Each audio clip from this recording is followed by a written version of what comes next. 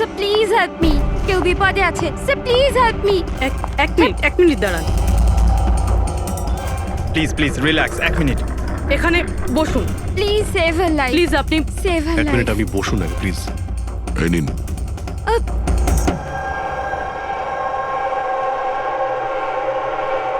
হ্যাঁ বলুন। Sir sir আমি মেন্টাল হেলথ ফাউন্ডেশনের সুইসাইড হেল্পলাইনের ভলান্টিয়ার। আচ্ছা, যারা ডিপ্রেশনে থাকে বা সুইসাইড করার চেষ্টা করে তাদের কাউন্সেলিং করি। একটা মেয়ে কি প্রবলেম কি ছিল ওর? Domestic violence sir.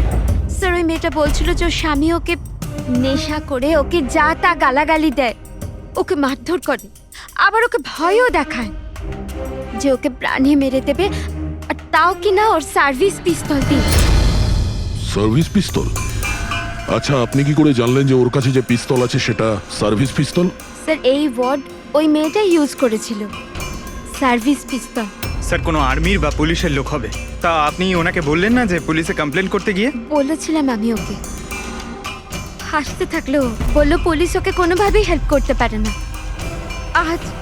আজ ও সুইসাইড করতে চলেছে। ওর পেটে 7 মাসের বাচ্চাও আছে। মাই গড। একটু আগেই ও কল করেছিল আমাকে। হ্যালো হ্যালো দিদি, দিদি আমি বলছি। হ্যাঁ কেমন আছো তুমি? দিদি আমি অনেক কষ্ট সহ্য করেছি, এবার আমি ডিসিশন নিয়ে নিয়েছি, এবার আমি আর ডিসিশন চেঞ্জ করব না।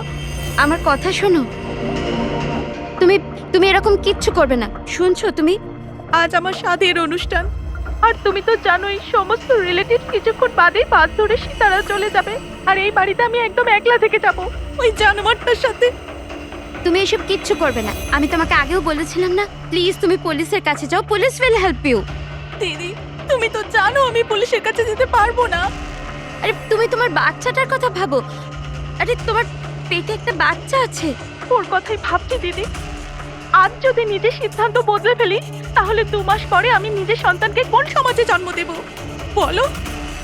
আমি ওকে এমন পিতা দিতে পারি না।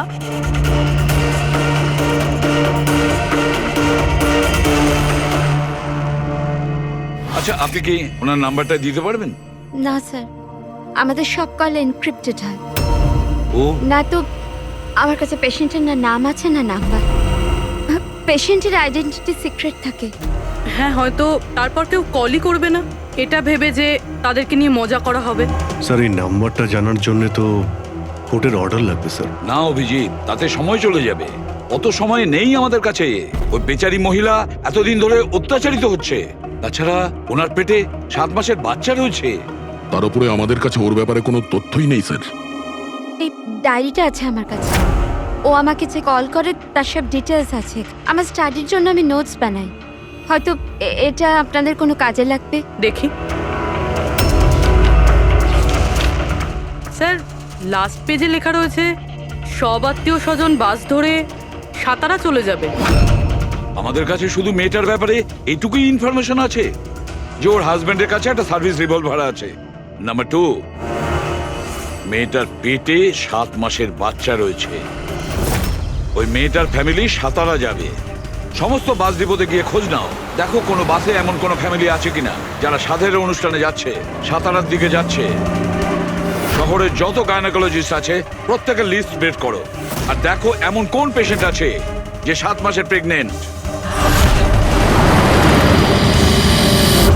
স্যার এটাই শেষ বাস ডিপো যেখান থেকে সাতারার বাস যায়।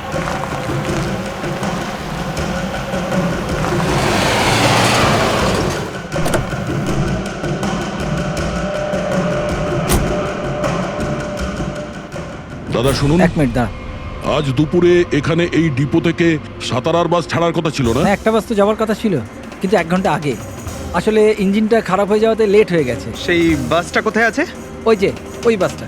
এইটা? এটা? হ্যাঁ হ্যাঁ আচ্ছা, আপনারা সাতারা যাচ্ছেন তো? হ্যাঁ। হ্যাঁ কেন? আপনারা কি এখানে সাধের অনুষ্ঠানে এসেছিলেন?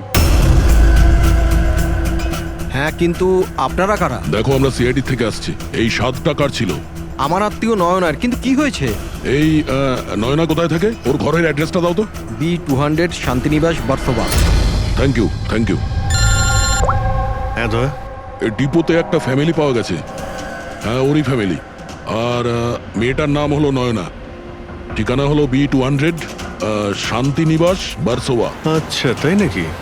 ভাই গাইনোকোলজিস্ট আমাদের এই অ্যাড্রেসে দিয়েছেন। তুমি ওখানে পৌঁছো, আমরা ওখানেই যাচ্ছি। ঠিক আছে, আমরা পৌঁছাচ্ছি। ওকে। বার্সোবা।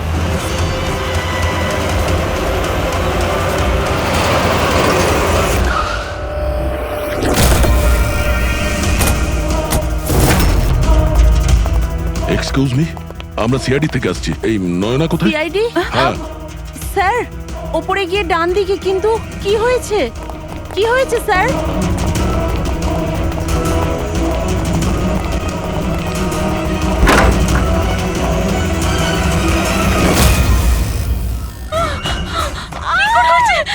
প্লিজ সামলান নিজেদের আপনারা। কি করছেন কি? শান্ত হন আপনারা। এটা কি হয়ে গেল? ও সুইসাইড করেই নিল। গুলি চিনের নিচের থেকে উপরের দিকে গেছে। স্যার, অনেকটা রক্ত বেরিয়েছে। মনে হচ্ছে অনেকটা সময় কেটে গেছে। পিছনে সরো। দাদা, কি হলো? দাদা দেখ দাদা। নয়না, এই, কি হলো নয়না? ইন্সপেক্টর আমান? তুমি ওকে চেনো? হ্যাঁ, আমরা ট্রেনিং একাডেমিতে একসাথেই ছিলাম। কেন করলো স্যার নয়না এরকম? এটা তো আপনিই বলতে পারবেন। ওটো। ওকে টর্চার করতে, মারতে, হ্যাঁ, ভয় দেখাতে, হুমকি দিতে।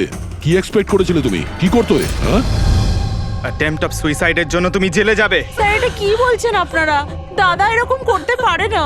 স্যার, আপনারা এটা ঠিক করছেন না। প্লিজ এরকম করবেন না। কত মেন্টাল টর্চার করা হয়েছে ওকে। নিজেরই মাথায় গুলি করে নিয়েছে। সবাইকে বাইরে নিয়ে যাও। চলো তুমি বাইরে চলো। নয়না, চলো suicide করতে চলো পারে না। চলো চলো সবাই চলো। প্লিজ চলো বাইরে বেরো। যান, বাইরে, please। চলো বাইরে যান, আপনারা চলো বেরো, চলো চলো। শান্ত হন। আপনিও যান। চলুন চলুন। সেটাই হলো যেটা ওই গাইনোকোলজিস্ট বলেছিলেন। সুইসাইড করেই ফেললো। বডিটাকে ফরেন্সিক ল্যাবে পাঠিয়ে দিই, আর এসিপি স্যারকে ইনফর্ম করে দিই যে ওকে আমরা বাঁচাতে পারিনি। 1 মিনিট। ওই ফোন।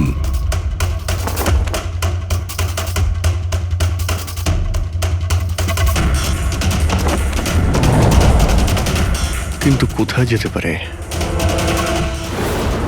আচ্ছা, ওনার ফোন কি কেউ দেখেছেন কোথাও? আপনি জানেন? কেউ দেখেছেন কি? হ্যাঁ, স্যার, আমি ফোন করছি ওর নাম্বারে।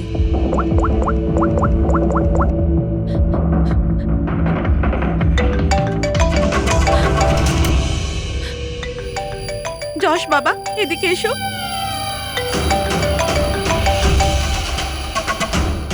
ফোন তোমার কাছে? দাও।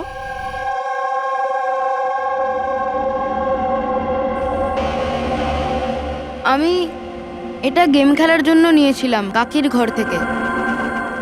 কোনো ব্যাপার না বাবু, এদিকে এসো। বাবু, একটু মনে করে বলো, যখন তুমি ফোন নিতে এখানে এসেছিলে তখন কি দেখেছিলে তুমি?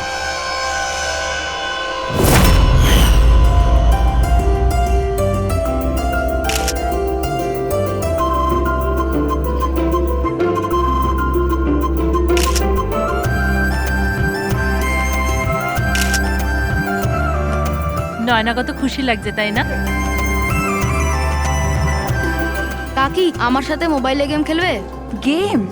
এখন? এখন তো এত লোকজন আছেন আর আমার ফোনটাও আমার ঘরেই পড়ে আছে, তো এখন তো খেলতে পারবো না, কিন্তু পরে খেললে হবে। হ্যাঁ। এখন না, তুমি গিয়ে ফ্রেন্ডসদের সাথে খেলো, ওকে? ঠিক আছে। যাও। আরে দাদা, বৌদির সাথে গিয়ে ফটো তুল না। হ্যাঁ, আমি যাচ্ছি।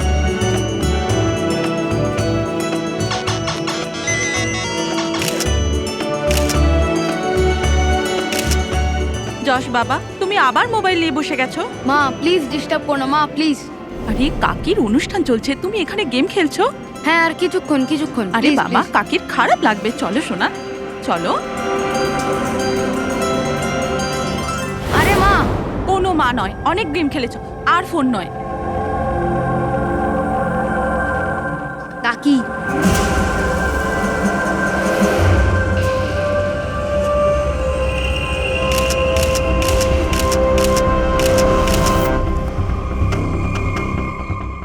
কাকির ফোন কোথায় থাকতে পারে?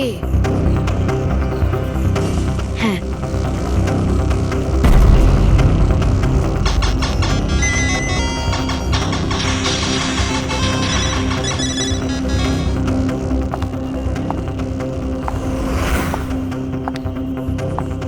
কাকি চলে এসছে। কিন্তু এরপর তুমি ফোনটা ফেরত কোথা থেকে পেলে? এখানে বাইরে পড়েছিল। থ্যাংক ইউ বাবু, তুমি আমাদের অনেক সাহায্য করলে।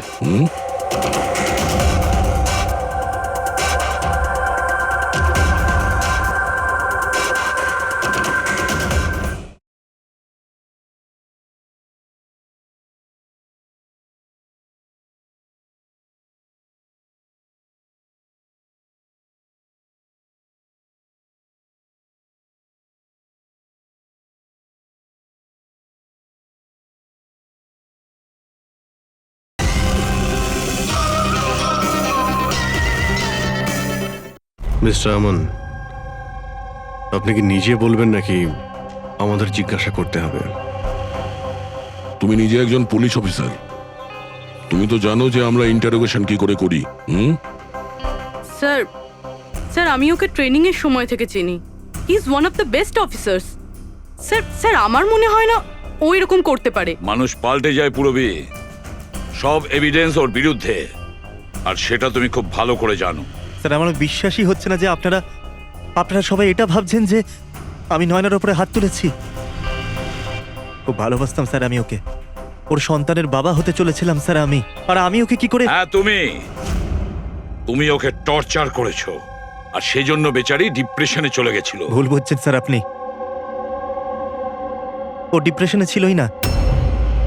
সবসময় ও হাসি খুশি থাকতো, সবসময় আনন্দে থাকতো।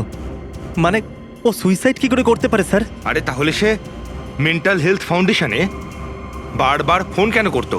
বিগত কয়েক মাসের মধ্যেই 10টা কল। আমার এই বিষয়ে কোনো আইডিয়া নেই। কল করে উনি হয়তো ডিলিট করে দিতেন, সেই জন্য হয়তো আপনার কোনো আইডিয়া নেই। স্যার দাদা এরকম করতে পারে না। ও তো নয়নাকে খুব ভালোবাসতো, আর নয়না তো খুশিই ছিল। যদি তোমার স্ত্রী খুশিই ছিল, তাহলে ও হেল্পলাইন নম্বরে ফোন করে কেন বলেছে যে তুমি ওকে টর্চার করো, ওকে মারো, ওকে ধাক্কা দাও? কেন আমান, উত্তর দাও। পুরবী, ওর কাছে কোনো উত্তর থাকলে তো দেবে। ওর টর্চারের কারণে বেচারি ডিপ্রেশনে চলে গিয়েছিল, আর তারপরে ও সুইসাইড করে। ডিপ্রেশনে প্রায়শই কোনো লোক নিজের দুঃখের কথা শেয়ার করে না। হতে পারে এর জন্যই নয়না যে কতটা প্রবলেমে ছিল কেউ কিছু জানতেই পারেনি। পুরবি, অ্যাটলিস্ট তুমি তো আমাকে বিশ্বাস করো। You know me well. Naina কখনো সুইসাইড করতে পারে না, কখনো সুইসাইড করবে না। ব্যাস, নিয়ে যাও একে। চলো। আপনি আমার কথাটা তো শুনুন, নয়না কখনো সুইসাইড করতে পারে না। চলো স্যার আমার কথাটা চলো, শুনুন স্যার, চলো। নয়না সুইসাইড করেনি। স্যার আমার কথাটা শুনুন স্যার একবার।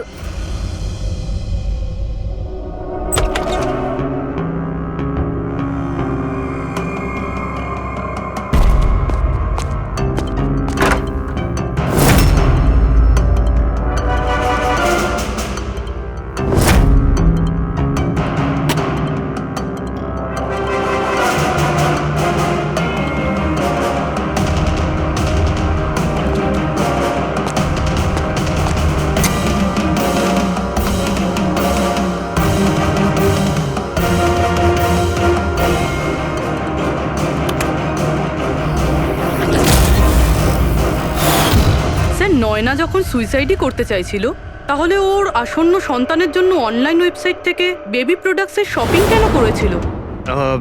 যাতে কারোর সন্দেহ না হয়। হতে পারে, কিন্তু স্যার আমার মনে হয় এটা একটু আশ্চর্য ব্যাপার স্যার। পুরো ব্যাপারটাই আশ্চর্য। তো আপনার মনে হচ্ছে যে আমার আর ভূমি এরা সত্যি বলছে? সেটা তো জানাই যাবে অভিজিৎ, কিন্তু তার আগে ওই 7 ভক্ষণ অনুষ্ঠানে নয়নার যত কাছের লোক ছিল ওদের সবাইকে ডাকো। নয়নার সাথে আপনার সম্পর্ক কেমন ছিল? হ্যাঁ স্যার, খুব ভালো ছিল, আর খুব ভালো মেয়ে ছিল, সব সময় খুশি থাকতো। তাহলে আপনারও কি মনে হয়েছে যে ওর সঙ্গে কোনো গন্ডগোল হচ্ছে বা কোনো সমস্যা হয়েছে? আমরা অনেক কথা বলতাম, কিন্তু কখনো মনে হয়নি যে ওর হাজবেন্ডের সাথে বা বিয়ে নিয়ে কোনো প্রবলেম ছিল। শোনো বাবা, তোমার তোমার কাকিমাকে কেমন লাগতো? ভালোবাসতেন তোমায়? হ্যাঁ, কাকি আমাদের বাচ্চাদের খুব ভালোবাসতো, আর আমাকেও খুব ভালোবাসতো। উনি ওনার ফোনে আমায় গেমও ইনস্টল করতে দিয়েছিল। আচ্ছা, কাকিমা কখনো তোমাকে এমন কোনো কথা বলেছিল, যেমন ওনার তোমার কাকার সাথে কোনো ঝগড়া হয়েছে অথবা ঝামেলা হয়েছে, এরকম কিছু? না, কাকি প্রেগনেন্ট ছিল তো, তাই জন্য উনি তাড়াতাড়ি রেগে যেতেন।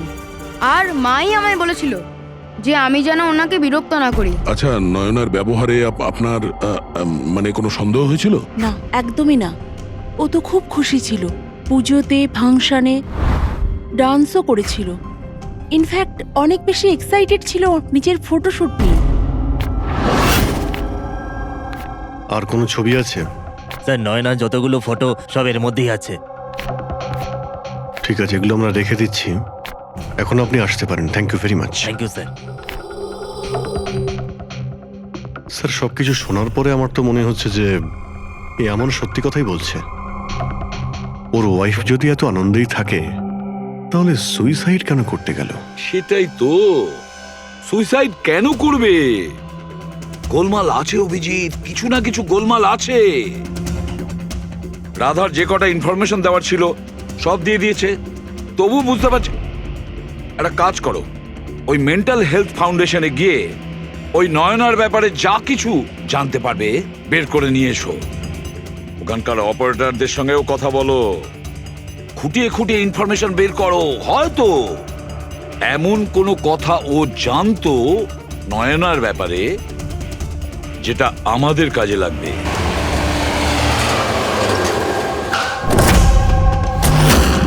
আমরা সিআইডি থেকে আসছি, আপনাকে কিছু জিজ্ঞাসাবাদ করব। এই নাম্বারটা থেকে আপনার ফাউন্ডেশনে একজন লেডি ফোন করতেন, উনি সুইসাইড করেছেন। এর পুরো ইনফরমেশন চাই আমাদের। কবে কল করেছিল, কতবার করেছিল, কখন করেছিল, পুরো ডিটেল। আমি এক্ষুনি চেক করছি।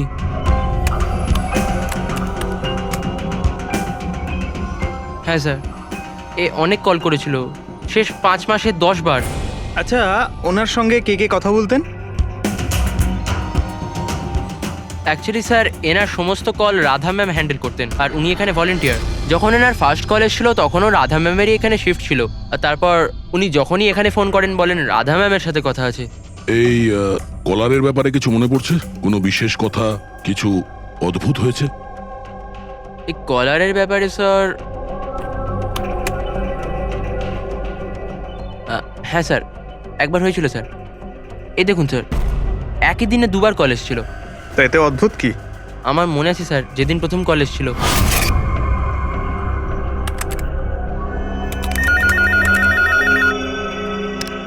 Hello, how may I help you? Hello, আমি রাধা ম্যাডামের সাথে কথা বলতে চাই। হ্যাঁ, শিওর।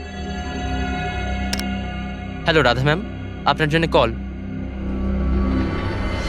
কিছুক্ষণ বাদে ওই নাম্বারটা থেকে আবার কল এসেছিল। Hello, how may I help you? Hello, আমি নয়না বলছি। আর কিছুক্ষণ আগে আমার নাম্বার থেকে আপনার কাছে কল এসেছিল, আর 7 মিনিট কথাও হয়েছে। আপনি প্লিজ আমাকে বলবেন আপনি কোথা থেকে বলছেন?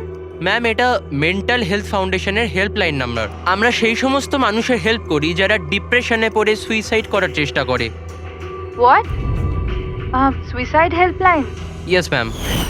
অন্য কলাররা স্যার নিজের নাম কখনোই বলে না, কিন্তু ইনি প্রথমে নিজে থেকেই বলে দিলেন। স্যার, নয়না নিজের নাম কখনো রাধাকে বলেনি, তাহলে ও হঠাৎ করে বলতে যাবে কেন? আমরা এই নম্বরের কল হিস্ট্রিটা চাই। 1 মাস আগে নয়নার ফোন থেকে কেউ একজন হেল্পলাইনে ফোন করেছিল, আর এই হলো তার রেকর্ড।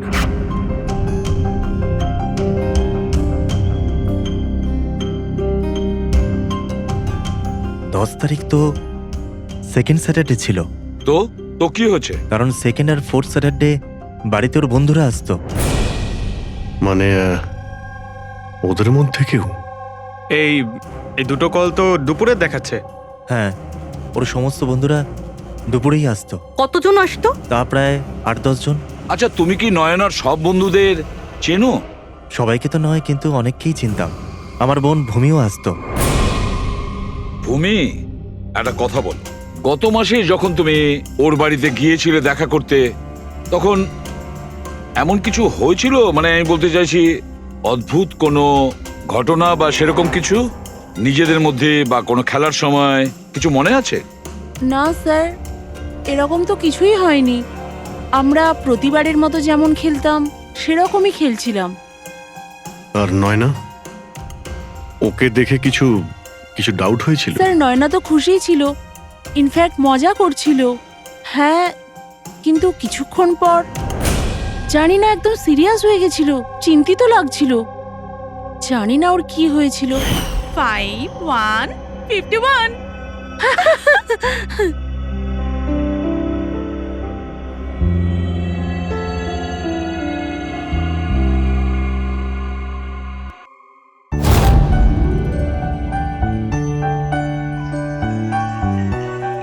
মনে হচ্ছে এর যে হবু বাচ্চা হবে না, সে খুব লাকি। হ্যাঁ রে, নয়তো আগে কখনো নয়না জিততো না। ওহো, মনে হচ্ছে কেউ জেলাস হচ্ছে। আরে নয়না, দাদাকে একটা ফোন করো না, রাতের অর্ডারের জন্য একবার মনে করিয়ে দাও না। ফোন কোথায় আমার? আরে একটা কাজ করো, নাও আমার ফোন থেকে কথা বলো।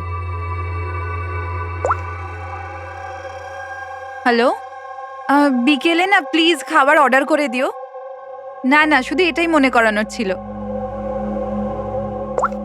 এই নাও, কিন্তু আমার ফোন কোথায়? আর আমি বুঝতে পারছি না, এখানেই রেখেছিলাম। নয়না, ওই যে তোমার ফোন ওখানে টেবিলের উপর। ওখানে কে রাখলো? আমি তো ওখানে তুই ফোন রেখেছিস রাখিনি। হয়তো। না यार, আমার মনে আছে আমি রাখিনি।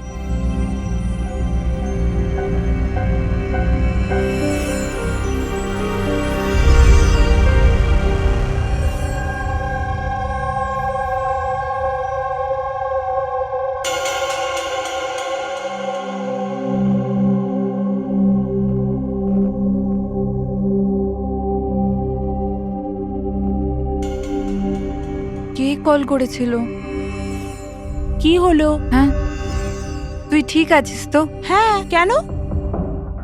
জানবি, তোর কোনো টেনশন নেই তো? না, কোনো প্রবলেম নেই। কেন? তোদের যদি কোনো প্রবলেম থাকে তো প্লিজ আমায় বলিস। কেমন প্রবলেম? কি বলছিস তুই? তোর কি হয়েছে হঠাৎ করে? আরে কিছু হয়নি, প্রেগন্যান্সির মধ্যে এরকম মুড সুইংস হয়ে থাকে, এটা একটা ন্যাচারাল ব্যাপার। চলো আমরা সবাই খেলাটা কন্টিনিউ করি। স্যার, নয়না ভূমির ফোন থেকে আমানের সাথে কথা বলছিল দুপুর 1:03 থেকে 1:04 পর্যন্ত। 1:04 পর্যন্ত? আরে সুইসাইড হেল্পলাইনে যে প্রথম ফোন করা হয়েছিল 7 মিনিটের জন্যে, সেটা 12:57 থেকে 1:04 অবধি চলেছিল। আর সেকেন্ডটা 1:20 থেকে 1:21 পর্যন্ত। তার মানে অভিজিৎ, ওই 7 মিনিটের কলটা নয়না নিজে করেনি। কারণ ওই সময় নয়না আমানের সাথে কথা বলছিল ভূমির ফোন থেকে। এক্স্যাক্টলি। তার মানে ওই ফোনটা নয়নার কোনো বন্ধুই হয়তো করেছিল। আপনি কাউকে দেখেছিলেন ওর ফোন তুলতে বা ওর ফোন ব্যবহার করতে? না, আমি তো কাউকে দেখিনি। তার মানে ওই কলটা অন্য কেউ করেছিল। আর স্যার, নয়না যখন ওর ফোনটা খুঁজে পায় আর ওখানে লাস্ট ডায়াল আননোন নাম্বারটা চেক করে, আর তারপর যখন ওই নাম্বারে ফোন করে তখন ও জানতে পারে যে ওটা কোনো সুইসাইড হেল্পলাইনের নাম্বার।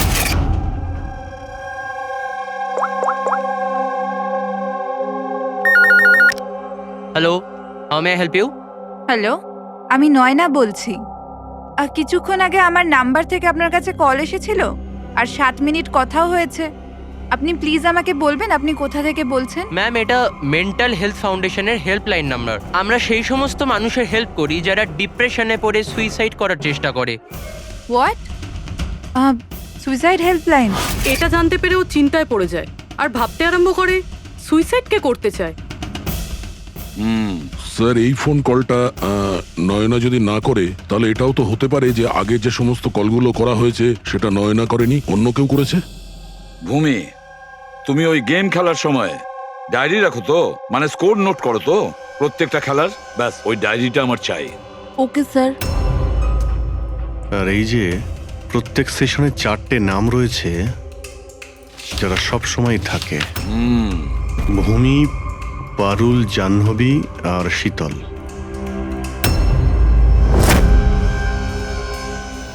রাধা, একবার চেষ্টা করে দেখো। এই তিনজনের কথা শোনো। দেখো, এই তিনজনের মধ্যে কেউ কি তোমার সঙ্গে কথা বলেছিল? আমি এসব কেন করব? আমি আমার লাইফে খুব খুশি। আমি সুইসাইড কেন করব? যদি আমি ফোন করতাম তো নিজের ফোন থেকে করতাম, নয়নার ফোন থেকে কেন?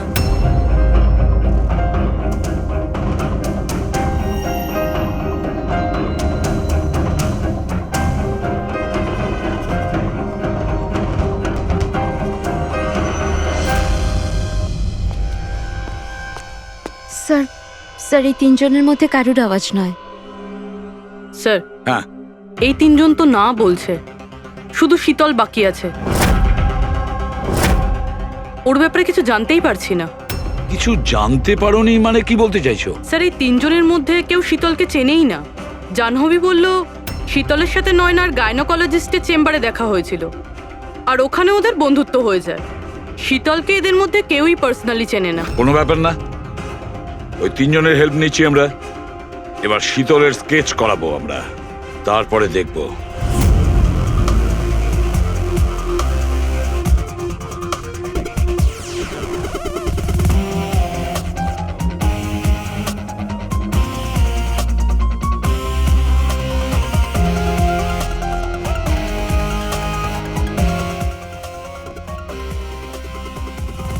ডক্টর মিনা, এই স্কেচটা একটু মন দিয়ে দেখুন।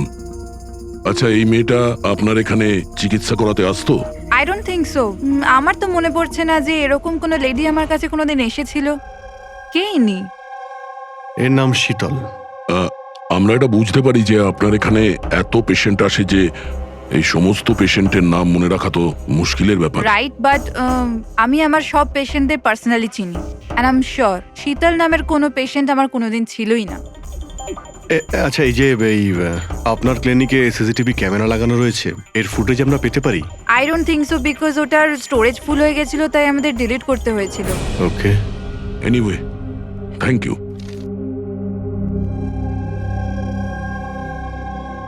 মনে হচ্ছে এই শীতল কোনোদিন পেশেন্ট ছিলই না, শুধুমাত্র নয়নার সঙ্গে বন্ধুত্ব করার জন্য এসেছিল এখানে। ওর প্ল্যান ছিল নয়নার সঙ্গে বন্ধুত্ব করে ওর বাড়িতে ঢোকার। প্রফেশনাল ফ্রড মনে হচ্ছে, আটকাতে হবে ওকে। তুমি কি একে চেনো? এটা তো শীতল, নয়নার বন্ধু। এ তো প্রায় বাড়িতে আসতো। নয়না শীতলের বন্ধুত্ব কবে কোথায় হয়েছে কিছু জানো তুমি? না, আমি জানি না, কিন্তু তাতে কি যায় আসে? যখন আমার নয়নাই রইল না, তখন এইসব। এ কি ধরনের পাগলামি করছো? হ্যাঁ, একটু ভেবে দেখো তো। যদি তুমি নির্দোষ হও তাহলে কেউ তো তোমায় ফাঁসানোর চেষ্টা করেছে। তোমাকে নয়নার খুনি সাব্যস্ত করে ওরা অনেক লাভ আছে, এই জন্য ও তোমাকে ফাঁসাচ্ছে। হ্যাঁ, এমন কে আছে যে তোমাকে আর নয়নাকে ঘৃণা করে? আমি কিছু জানি না।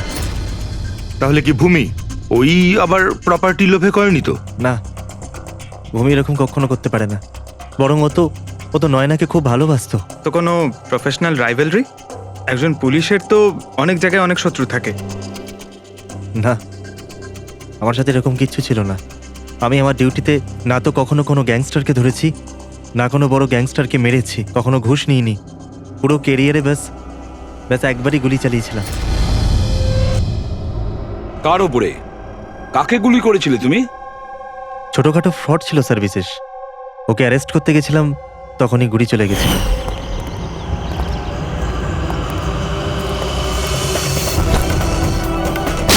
বিশেষ খবরদার ইন্সপেক্টর।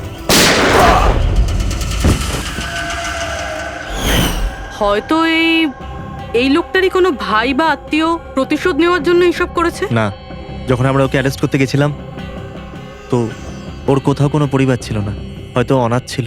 ঠিক আছে, যদি ওই লোকটার কোনো আত্মীয় স্বজন থাকে তাকে আমরা ছাড়বো না।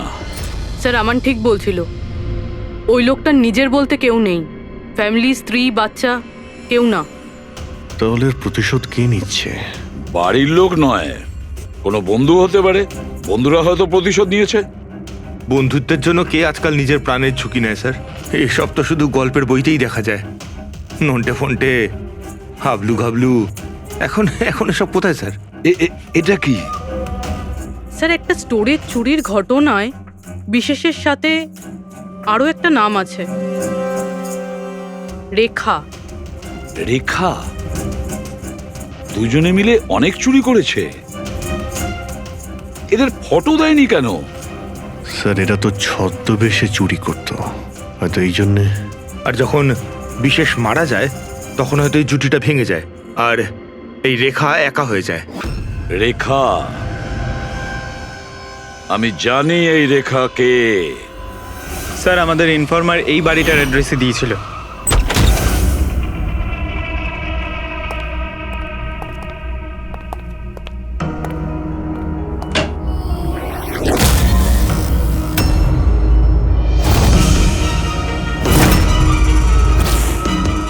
দেখো একটু।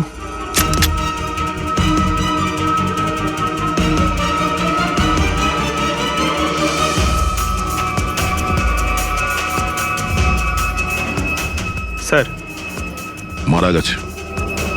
একটু উল্টা ওকে। শীতল?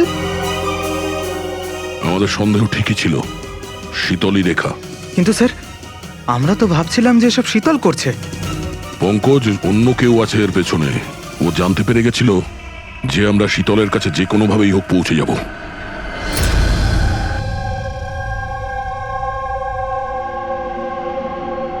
সারিকা, এর ঘাড়ের পেছনের দিকে এইখানে ক্ষত আছে।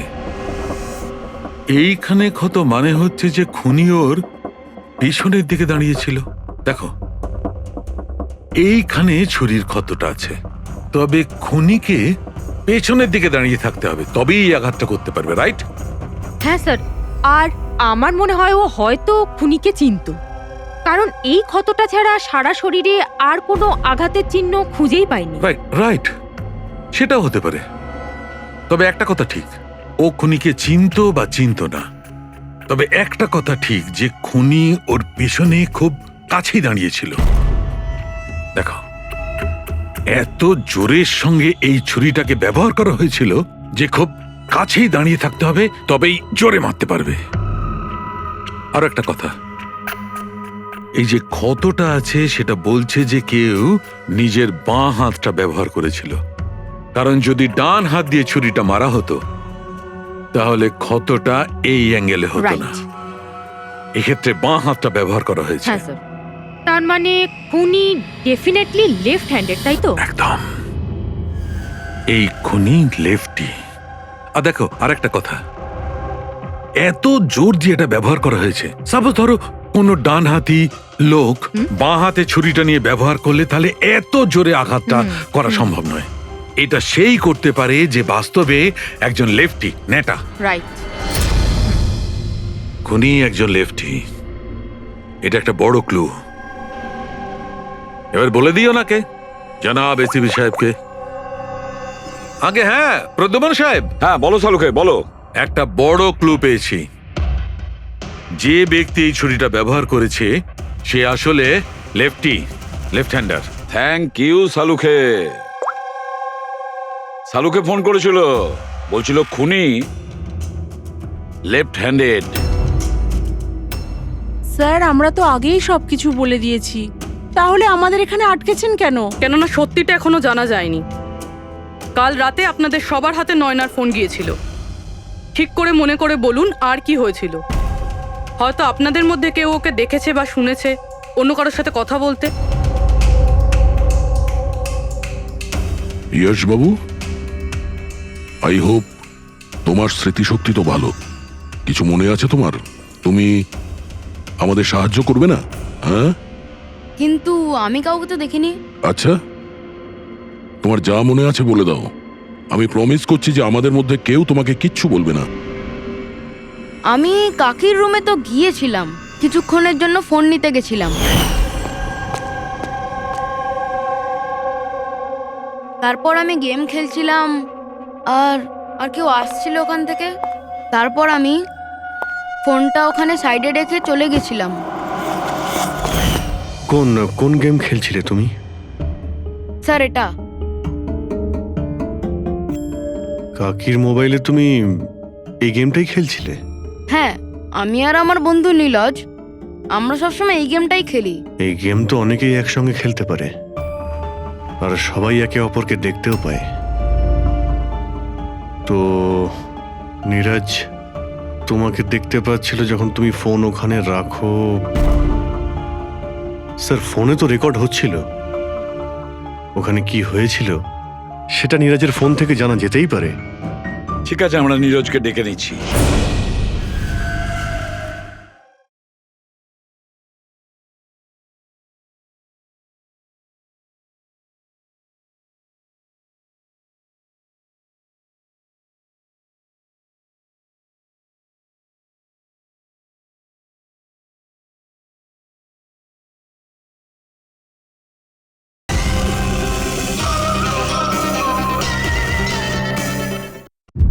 দেখো বাবা, ঘাবড়াবে না। এখানে আমরা সবাই তোমার বন্ধু। শুধু কিছু জিজ্ঞেস করার আছে ইনফরমেশনের জন্য। যে গেম তোমরা খেলো না মোবাইল থেকে, সেগুলোর ব্যাপারে। যখন তুমি নিজের মোবাইলে গেম খেলছিলে তোমার বন্ধুর সাথে, তখন তুমি ওকে দেখতে পাচ্ছিলে তো? হ্যাঁ। আচ্ছা, আর একটা কথা বলো, যখন তুমি ওকে দেখতে পাচ্ছিলে তখন কি তুমি ওর পেছনে কাউকে দেখেছিলে? না, শুধু যশই ছিল। 1 মিনিট স্যার, যখন যশ ফিরে এলো না ততক্ষণ স্ক্রিন লক হয়নি। স্ক্রিন লক হয়নি মানে? স্যার, মানে গেম অ্যাক্টিভ ছিল, আর যখন গেম অ্যাক্টিভ থাকে তখন ও নিজে নিজেই স্ক্রিনশট নেয়। তাহলে তখনও নিশ্চয়ই নিয়েছে, আর প্রত্যেকটা স্ক্রিনশট ফোনে সেভ হয়ে থাকে। হ্যাঁ স্যার। দাও, তোমার ফোনটা দাও। Thank you.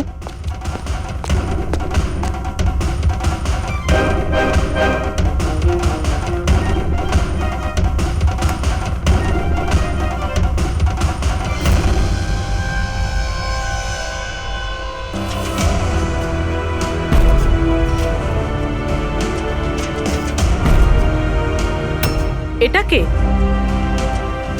এটা এটা নয়না তো নয়। না, এটা নয়না নয়।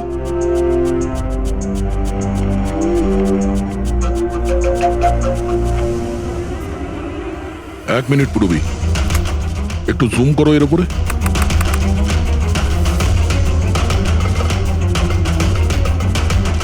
মেহেন্দি আর লেফট হ্যান্ডে এর হাতে মেহেন্দি এইভাবে কেন রয়েছে? সেটা এই কারণে অভিজিৎ, কারণ এই হাতটা যে মহিলার, সে মহিলা ওখানে বাকি সবাইকে মেহেন্দি পড়াতে এসেছিল, আর ও লেফট হ্যান্ডেড। সবার আগে ও শীতলকে দিয়ে হেল্পলাইনে ফোন করায়। রাধাকে একটু কলটা ট্রান্সফার করুন না প্লিজ। হ্যাঁ শিওর। আমি আর সহ্য করতে পারছি না দিদি। তারপর সে শীতলকে টাকা দেয় আর বলে, নয়না, তোমার রুমে তোমার জন্য তোমার কোনো আত্মীয় অপেক্ষা করছে। তার সুযোগ বুঝেই ও নয়নাকে খুন করে দেয়। কে হতে পারে এই মেহেন্দি পরা মহিলা? আমি জানি না উনি কে ছিলেন। ইনফ্যাক্ট কেউই জানে না উনি কে। নয়না বলেছিল যে শীতল ওনাকে ডেকেছিল, আর ওই নিয়ে এসেছিল নিজের সাথে। আর এটাও জানি না যে ওকে কেন আনা হয়েছিল। নিজের কাজও ঠিক করে করছিল না, ও বাজে মেহেন্দি লাগাচ্ছিল সবাইকেও। দেখ না জাহ্নবী, কিরকম মেহেন্দি লাগাচ্ছে ও। পুরোপুরি ঠিকঠাক লাগাচ্ছেও না। আপনি কি মেহেন্দি লাগাতে জানেন না নাকি? দেখে মনে হচ্ছে কেউ যেন লাগিয়ে আবার মুছে দিয়েছে। ও মেহেন্দি এত খারাপ করে লাগাচ্ছিল, তাহলে শীতল ওকে পাঠালো কেন? সবারই সন্দেহ হবে। কে হতে পারে? আমি জানি স্যার, ও আমাদের চোখের সামনেই ছিল।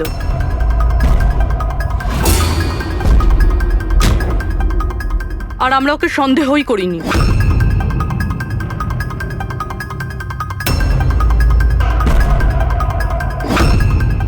আপনি সামনে আসুন।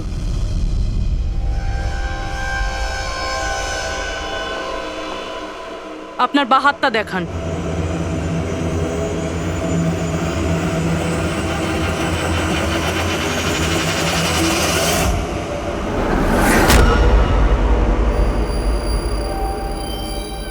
এই দেখুন স্যার। রাধা দেবী? স্যার আমি এনার ওই ডায়েরি অনেকক্ষণ ধরে দেখেছি। ওতেও কালি এভাবেই ছড়িয়েছিল যেভাবে ওনার মেহেন্দি রয়েছে। যারা লেফট হ্যান্ডেড হয় তারা যখন কোনো কাগজে লেখে তখন এইভাবেই লেখে, আর যা কিছু আগে লেখা ছিল তার ওপরেই ওর হাতটা ঘষে যায়, ফলে ওই কালি বা রং হাতে লেগে যায় যেভাবে রাধার হাতে লেগে আছে, তাই না? কেন মারলে তুমি নয়নাকে? কি ক্ষতি করেছিল তোমারও? হ্যাঁ, কারণ তুমি আমার বিশেষকে মেরেছিলে। তুমি আমার বিশেষের প্রাণ নিয়েছিলে। আমি বিশেষকে ভালোবাসতাম। ওর বাচ্চার মা হতে চলেছিলাম আমি। আর তুমি তুমি এনকাউন্টারে ওকে গুলি মেরে দিলে। মেরে দিলে আমার বিশেষকে, মেরে দিলে তুমি বিশেষকে। আর সেই জন্য তুমি ঠিক করো তুমি ওর থেকে প্রতিশোধ নেবে। হ্যাঁ, যখন আমি জানতে পারলাম যে বিশেষই দুনিয়াতে নেই আর, তখন এই কষ্টে আমার বাচ্চা তো আমার পেটের ভিতরে মারা গেল। স্যার, এরই জন্যে তুমি আমার বাচ্চার প্রাণ নিয়েছো। যখন আমি জানতে পারলাম নয়না মা হতে চলেছে, তখন আমার মাথায় রক্ত চেপে গেল। যে যে সুখ আমি নিজে পেলাম না, সেটা সেটা আমি নয়নাকে কি করে দিতে পারি? মেরে দিলাম আমি নয়নাকে, মেরে দিলাম ওকে। তো সেই জন্য তুমি মেন্টাল হেলথ ফাউন্ডেশনে অ্যাজ আ ভলেন্টিয়ার তুমি কাজ করতে শুরু করেছিলে। আর শীতল তোমাকে না, তুমি শীতলকে কাজ দিয়েছো নয়নার সঙ্গে বন্ধুত্ব করার জন্য। হ্যাঁ, শীতলকে আমি পাঠিয়েছিলাম নয়নার ঘরে, যাতে ও নয়নার ঘর থেকে আমাকে ফোন করতে পারে আমার হেল্পলাইন নাম্বারে। ও আমার ব্যাপারে লোককে জিজ্ঞাসা করে। আর সাধের অনুষ্ঠানে ওই শীতলই আমাকে নয়নার ঘরে ডেকেছিল। আর আর আমি ওখানেই ছিলাম। আমার পক্ষে আর সম্ভব নয় দিদি, আমি যাচ্ছি। এখন তোমার শেষ কাজটা করো, নিচে গিয়ে নয়নাকে এখানে পাঠাও। এখনই পাঠাচ্ছি। আর হ্যাঁ, মোবাইলটা বাইরে রেখে যাও। তোমার রুমে তোমার জন্য তোমার কোনো আত্মীয় অপেক্ষা করছে। ইমন তো এবার বুঝতে পারবে একলা হওয়ার যন্ত্রণা কি। এ তো হওয়ারই ছিল। একটা মায়ের থেকে তার বাচ্চাকে কেড়ে নিয়ে ও মা হতে চলেছিল। এই জন্যই আমি নয়নাকে মেরে দিয়েছি। আর তারপর চালাকি করে আপনি নিজে সিআইডির কাছে এলেন, যাতে আমাদের আপনার উপর সন্দেহ না হয় আর আমরা অন্য কাউকে সন্দেহ করি। আর যখন তুমি দেখলে যে আমরা ওকে অ্যারেস্ট করছি না, তখন তুমি শীতলকেও মেরে ফেললে সাক্ষী নির্মূল করার জন্য। রাধা, এটা কিরকম প্রতিশোধ নিয়েছো তুমি? আইন তোমাকে কোনোদিন ক্ষমা করবে না। তোমার তো কঠোর শাস্তি হবে। সারা জীবন ধরে জেলের গড়াদের পিছনে তোমাকে কাটাতে হবে।